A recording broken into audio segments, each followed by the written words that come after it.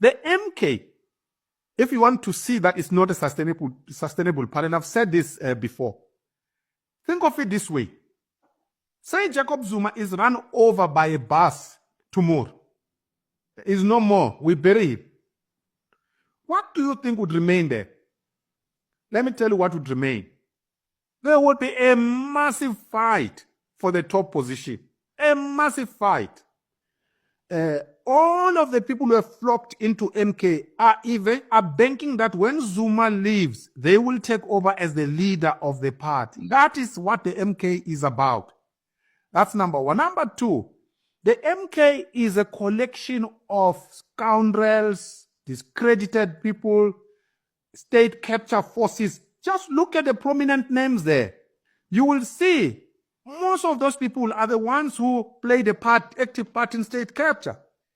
And they have lost out in the ANC. And then they decided, let's go to MK because MK is going to give them two things. Number one, potential political power. They hope and dream that one day it will be a government. Number two, immediately, it's going to address their income crisis because these people are now unemployed. They need salaries. So what happens? MK sends them to parliament. So your tax, Alec, and my tax, we actually feed these chaps.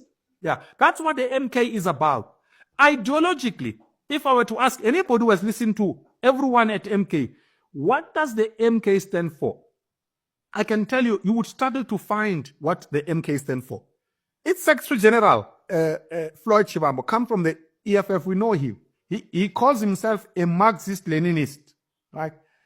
Now, he is the Secretary General of MK. Is MK a Marxist-Leninist party? Certainly not. That's not what Zuma is telling us. If you listen to Zuma, MK comes across as a feudalist, traditionalist, confused party that privileges the role of traditional leaders. That's what Zuma, in his head, that's how the party is about. That is calling for parliamentary democracy, not constitutional democracy.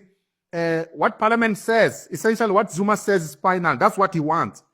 So it is a bunch of confused characters, but don't underestimate them. They have a following mainly in KwaZulu-Natal. And they can actually upset the apple cart. If Zuma is still alive, he is the major drawing card for MK.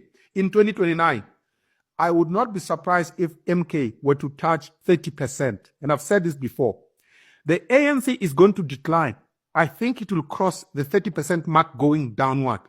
And I think MK, if Zuma is alive, will probably will cross the 30% mark upwards. And that will have huge implications for our